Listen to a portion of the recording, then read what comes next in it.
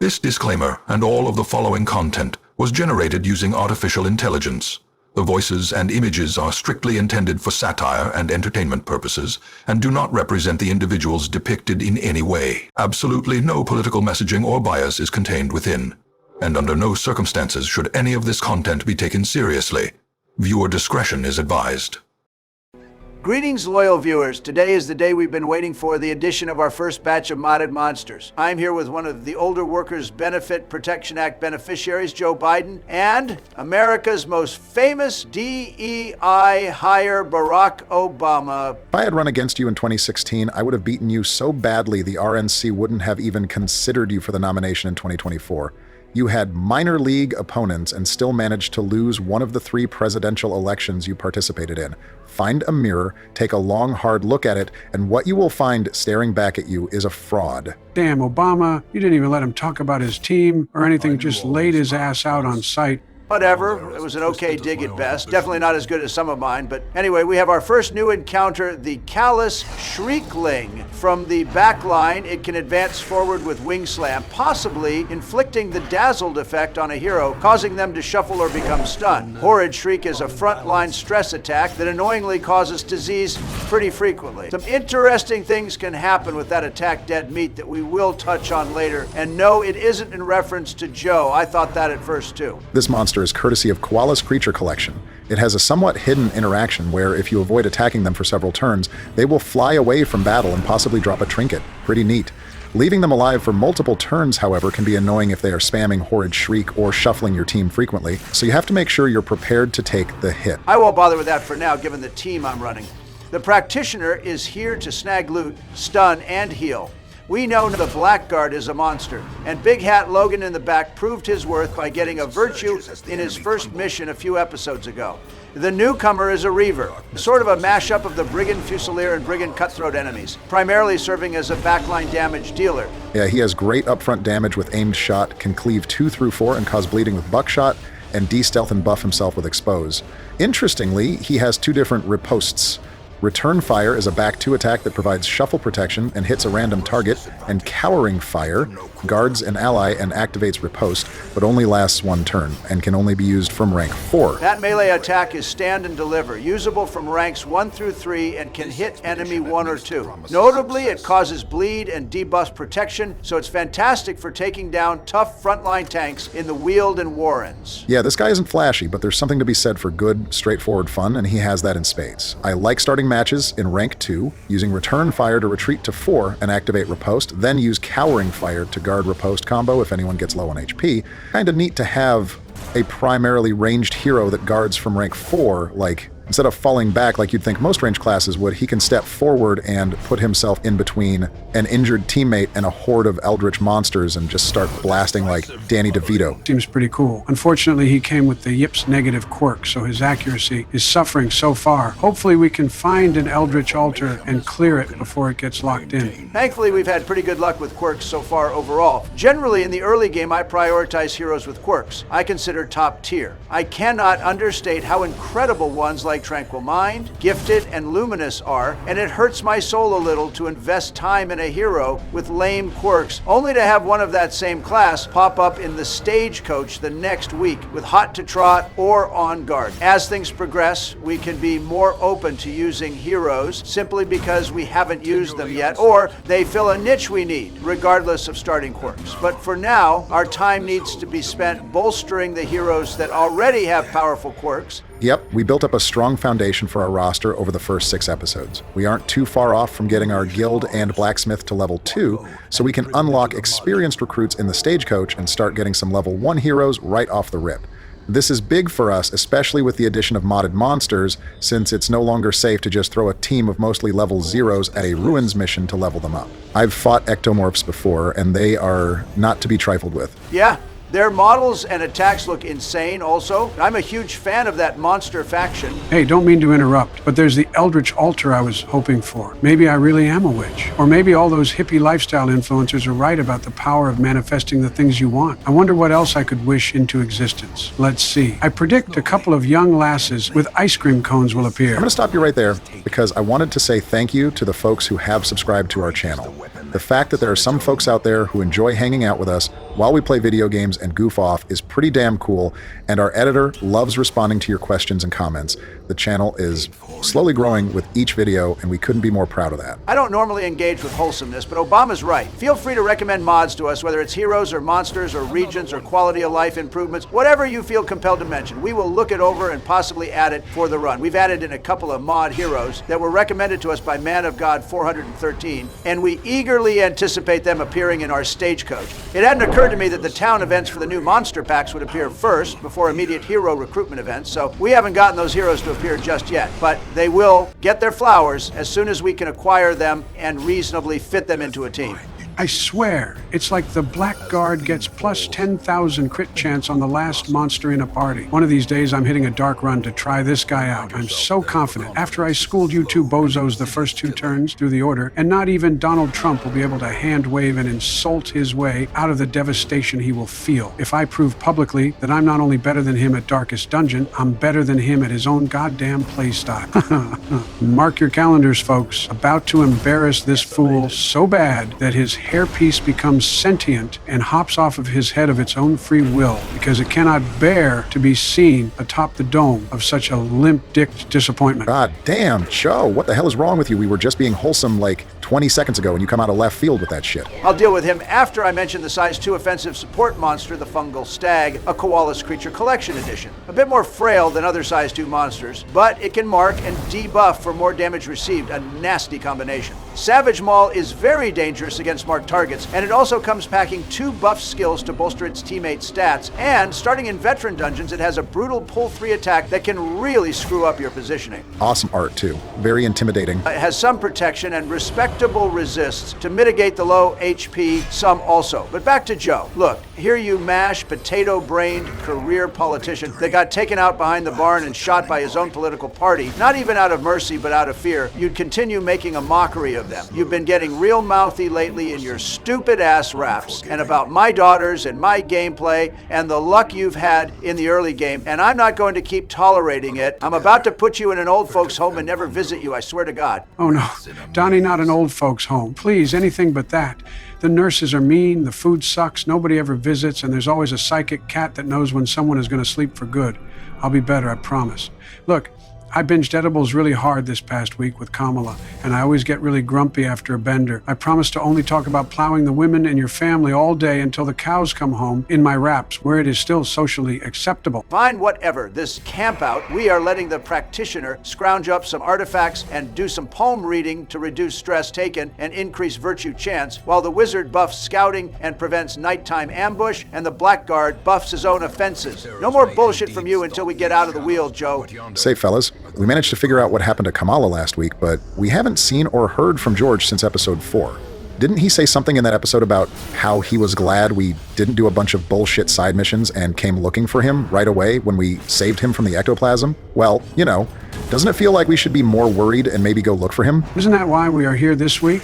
I've been looking at least. I haven't seen any jet fuel, steel-type Pokemon, or classified documents anywhere so far. Yep, definitely, totally, for sure. We are here to look for George, not just because we need to stack deeds as quickly as possible, right? Well, rest in peace, Georgie. I guess I'll return your birthday present. It's a set of dominoes with doors and windows painted on them to look like skyscrapers, and I just know knocking down those buildings would have really brightened your day. I hope heaven has all the barrels of oil, Texas Roadhouse, and foreign war your heart desires. I'm sure he's fine, but I just pulled the Aria box from the Madman, which reduces stress, taken 25%. This is best used when training up level 0 heroes, since it offsets the stress penalty they take. I'm glad we got it early for when we train up some newbies here soon. I don't end up using it much late game, since generally it's better to use offensive trinkets to defeat enemies quickly before you take stress to begin with. I don't think I've ever taken a crit from a maggot in high light. It's crazy how much of an effect low light has on enemy accuracy, damage, and critical rates,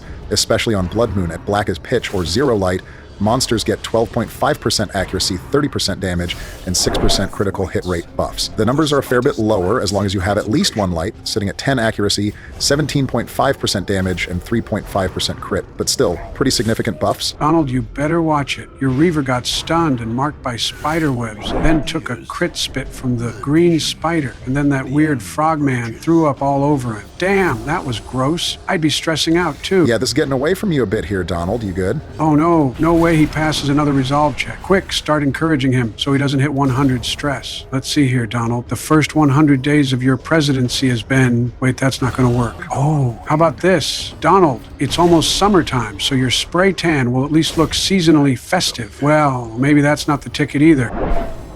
Joe, a part of me hopes I fail the check and get the abusive affliction and go viral for the second time in 2 weeks after I video myself breaking your goddamn legs and throw you into the cove at high tide and leave you to fend for yourself. The frogman enemy I just took out is the pelagic hybrid, a one-off monster mod from Dem22. He appears here and there in any region, has a blight and stress attack that can sometimes hit multiple ranks, and a melee bash that can move a hero back one and potentially out of position. Not as dangerous as some other modded monsters, but if a touch of consumption crits, the extra long blight duration and additional stress on top of the base stress it already deals can really be a pain. I'm glad you don't have any torches, because it looked like you were considering that Shambler altar a minute ago. Not with a level 0. The dicey stress levels and a team that doesn't handle shuffle all that well aside from the Reaver. I'll get his ass later on.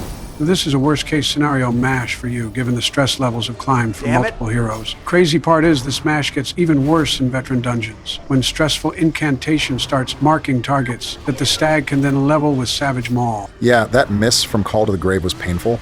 Just being realistic, Donnie, I think you're going to end up with a resolve check or two here. But before it happens, listen to me for a second. This is the last mandatory battle of this dungeon. There's no reason to worry here. The squad's HP levels are great. The gold from this mission will be solid, so we can stress heal them in the hamlet with plenty left over. And I see a nice stack of heirlooms. It's going to be fine. There's no need to crash out and leave Joe to drown in the cove. Yeah, you're probably right. Let's see what happens. The walls close in. The shadows whisper of conspiracy. Damn. Too bad the stress heal would have been clutch. Let's see if I can make it out without a second affliction. Thanks for the pep talk, Barack. Hopefully we come across some more accuracy trinkets soon to sure up some of these misses. Man, those Ancestor voice lines go so hard. Rest in peace, Wayne June. Your performance as the Ancestor is truly iconic. Full stop. One of the best to ever do it. Can't even imagine this game without his performance. What a giga Chad. Hey, off topic, but do you guys ever wonder what goes on in the hamlet while we are gone on adventures? No, I've never eaten another person alive before. Damn, what an insane way to start a conversation. But if you're hungry, you should definitely, probably should try one of these brownies. Let's get baked and stare at all the trippy color of madness trinkets. Not particularly. I mean, as someone with undeniable main character energy, I just assume most people are NPCs that just stand around mindlessly until I interact with them. You are the NPC, Donald. Elon's the president, and you are a sock puppet.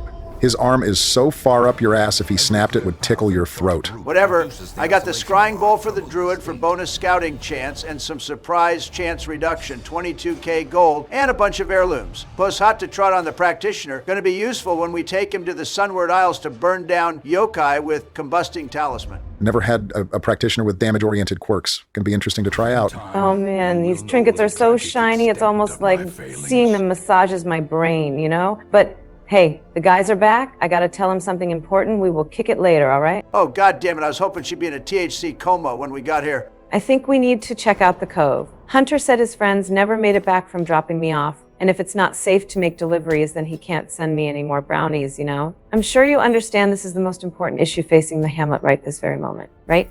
George is missing, and you want us to help your plug. Do you hear yourself right now? Shut up so I can do the stagecoach. First is a privateer with blacksmith for cheap upgrades. Pretty cool class. Next is an Alwing, the resident Batman cosplayer. Poor quirks though. The Voivode got kleptomaniac. Dang poor luck so far. Well, at least the Sunlight Warrior has both. Eldritch and Mankind Slayer, a pretty solid start for him. Unfortunately, the Occultist has junk quirks. I really hope we get a good one soon. I miss using the one true god of rank 2. So we are going to look for Hunter's friends, right? We can ask the Clintons for help. If I get cut off cold turkey, I will crash out and burn this shithole to the ground. Fine, but only because we already went to the Weald this week. Oh, hell yeah. I'm running the Hedge Knight rank 1 for cleaves and guard breaks, with the Caution Cloak for scouting and Hand Axe for bleed. The Forlorn has multiple cleaves and bleed to synergize with the Hedge Knight, and a pull 3 skill entangle to harass Pelagic Shaman. The Exorcist deals bonus damage to Eldritch monsters and has Cove Tactician, and finally the always boring but usually reliable Vestal, hiding out in rank 4. You slandered the Vestal in our Vanilla Hero tier list, and yet you've used her several times in these videos. You wouldn't be anything if you weren't a hypocrite. Joe, is it not kind of weird for you that Kamala has befriended the hexer that she bought a Joe Biden voodoo doll from during your presidency? You were practically QAnon a couple episodes ago, and you can't read between the lines on how this situation might not be to your favor? Hadn't occurred to me honestly. You two are idiots. And what the hell are these Japanese tentacle porn creatures? I want to go back to the Hamlet. I'm not high enough to deal with this shit. These are from Action Jack's Unleashing the Kraken mod. The Eye from the Depths is a stress dealer, while the giant tentacles can pull, stress, and stun.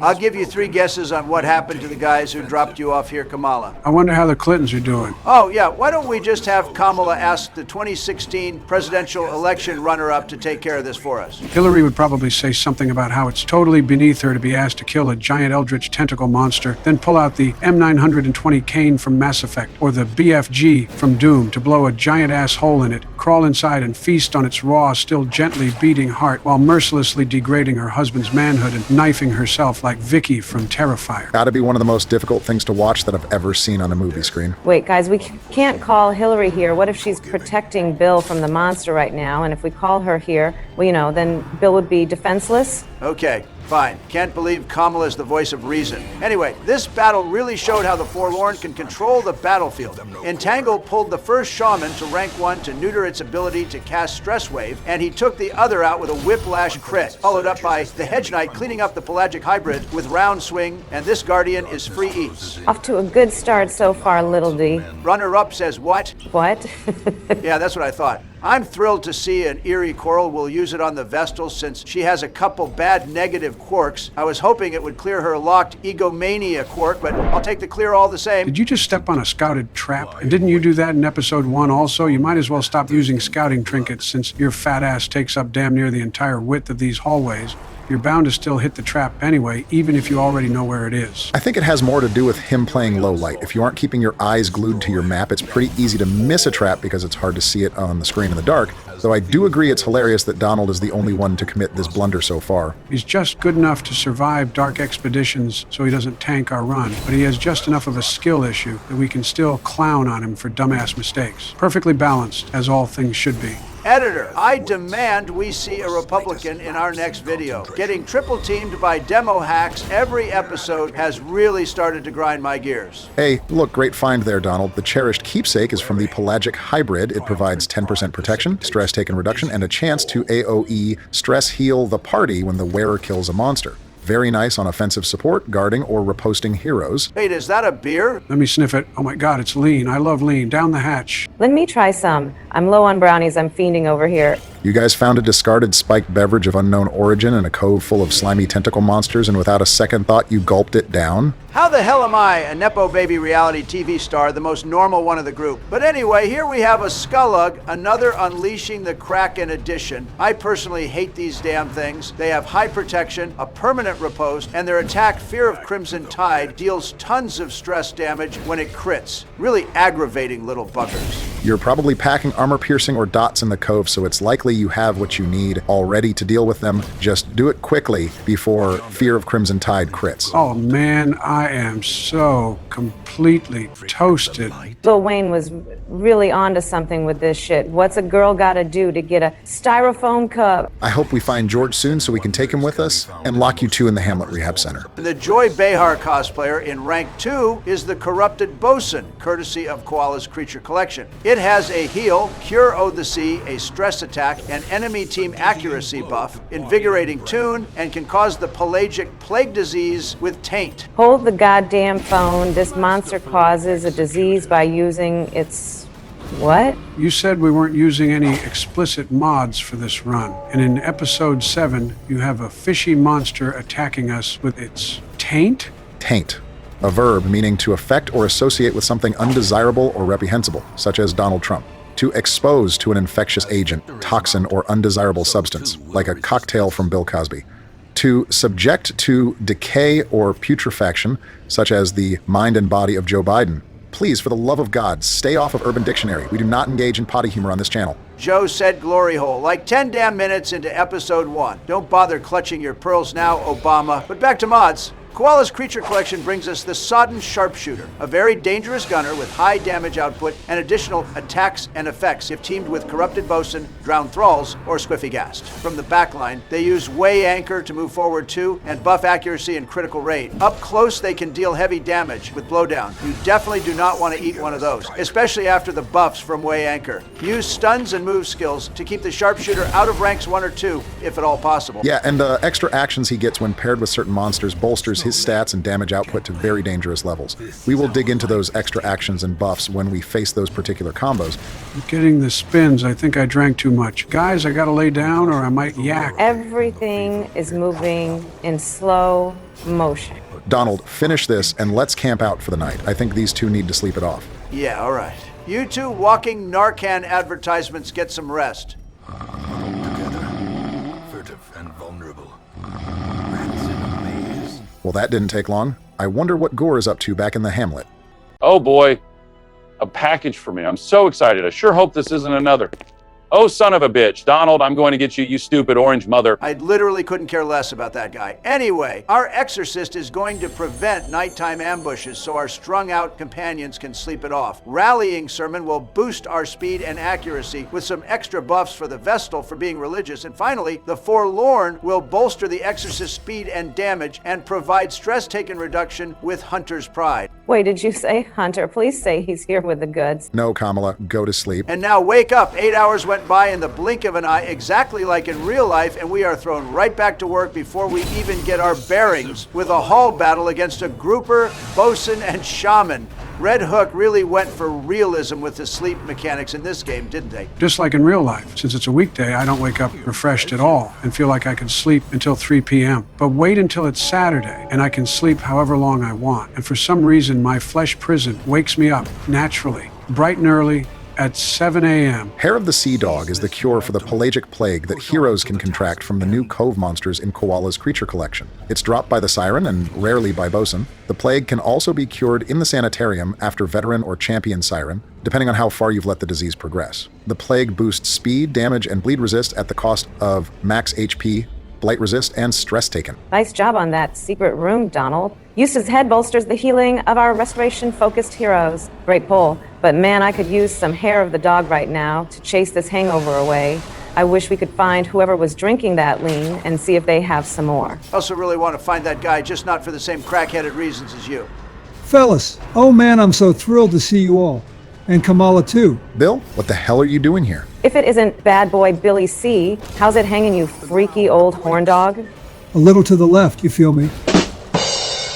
Stop reminding me this series is inundated with Democrats and nobody wants to, quote, feel you, you goddamn sex pest. I was acquitted. You were convicted. Sounds like a textbook skill issue to me. But look, there's a giant tentacle monster attacking ships in the cove. I spent some time weighing the pros and cons of smashing or passing, but I ultimately decided to pass. My wife is running interference on one of Pelosi's hit squads to protect Kamala, so she can't help us take it down. Follow me, guys. The monster is this way. Just adjusting skill sets for AoE damage to keep the tentacles under control. Here we go, folks. The first modded boss of our run. A mass of tentacles and rapacious maw. Oh, it's so slimy gross. Yummy. Good grief, Bill, did you really say you had to weigh the pros and cons of smashing or passing on this thing? What in the ever-loving hell were the pros to smashing? Don't you dare answer that question. The Kraken boss isn't too difficult the first go round. It has high protection to start, and you have to alternate striking the Kraken and its tentacles to reduce their protection so you can take them out. Or use cleaves to do both at once. The tentacles are easy to clear, but have disruptive attacks like pulls and stuns, so you want to limit their actions as much as you can. The key here is to keep the number of tentacles under control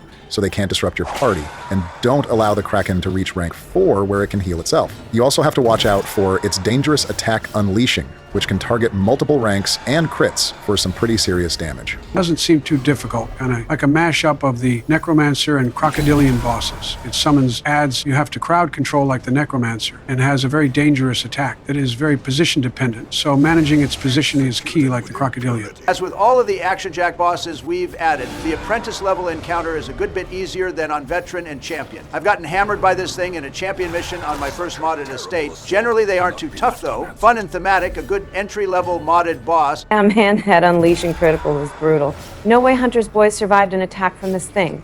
Well, maybe the drugs will wash up on shore, Let me know if you come across any, Bill. Sure thing, so long as you share. Definitely. Great work taking down this boss, Donald. We should probably get someone to clean up the corpse before Bill starts contemplating switching it to Smash, since it can't eat him anymore. On the contrary, the danger was the whole appeal. I don't care about it anymore. I'm too old to have this many degenerate friends, I swear to God. Well, at least Joe isn't the only one with a boss kill anymore. With the apprentice cracking down, the cove should be safe for the moment. Hopefully this buys us some goodwill with Bill's worse half. I'm headed back to my shack. Thanks for the help, everyone. I'll visit you in the hamlet soon. Stay safe, Billy. See you later. Damn man, awful post-mission quirks again. Yeah, bad luck. We have to clear off guard on the Exorcist as soon as possible. Maybe the stagecoach will be more kind to us. We need to get some new prospects with good quirks so we can branch out on our team building a little.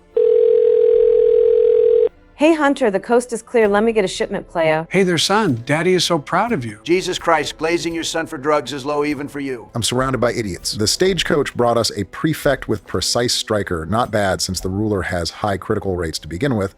The acolyte of the sun has advanced medical training, just amazing on a healer. The falconer has eagle eye, a great quirk for a dedicated ranged set. And finally, the phlebotomist, an interesting bleed-centric offensive support unit, has Mithridatic, a pretty great quirk for her since her blight resist is low. Well, that wraps it up for the first episode with Mod Monsters. We hope you had a great time, and there's many more to come over the next few weeks. Don't forget to like and subscribe and comment below if there are any mods you'd like to see incorporated into this run. Tell a friend who might enjoy the series, and check out the boys' Vanilla Hero tier list and Mod Hero Showcase shorts. It's Big B Obama's turn to go boss hunting next episode, baby. We hope you passed all of your resolve checks this week, and we will see you next time. Thank you for watching. Subscribe for more content. Episodes weekly on Wednesdays at 7 p.m. Eastern Standard Time. Nothing left to do now but work on my tan for the ladies. Wait a minute, what's that sound? It's coming from the water, I think. Wait a minute. Oh my God, what in the fresh hell is that thing?